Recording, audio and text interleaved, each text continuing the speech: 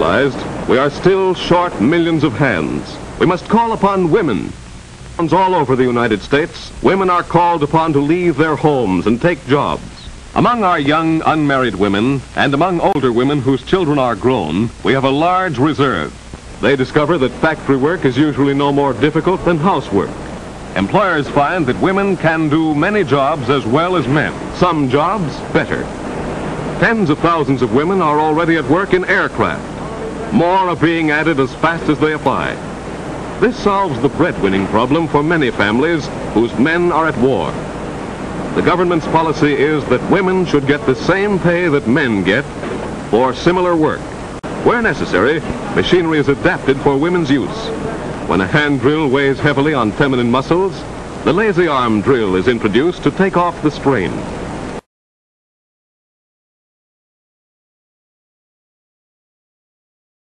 When married women with small children have to take jobs, everything possible will be done to provide day care for the children.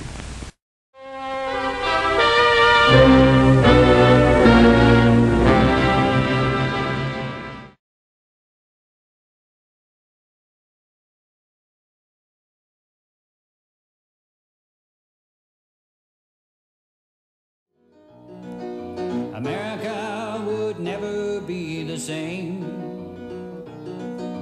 America would never be the same.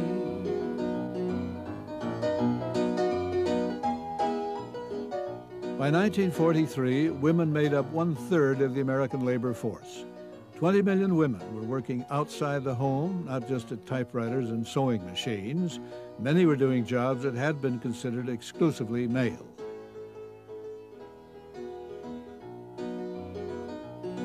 So she gave up her nylons for coveralls and gloves and put her heart into change.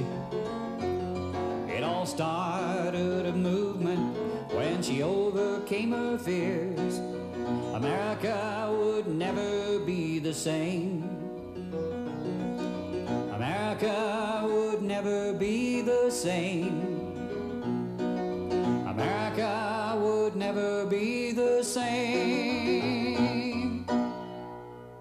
Isn't this a funny place for you? Not if it helps win the war. But after clerking in a fashionable store... I like it here, and it saves my clothes. Yes, I suppose it would. Did you ever try pleasing a bunch of women shoppers all day? No, I never did. Well, here I just have to please the boss, and he's a man. And the work isn't too hard for you? No, I used to work in a butcher's shop. I like this better. It's more excitement. Isn't this pretty hot for you, Miss Spillane? Well, I hear it gets kind of hot around the kitchen stove, too. I never thought of that. Yes, and it gets pretty hot out there in the South Pacific. During the war, almost 15,000 American workers were killed or permanently disabled in industrial accidents. More than 3 million other men and women were injured.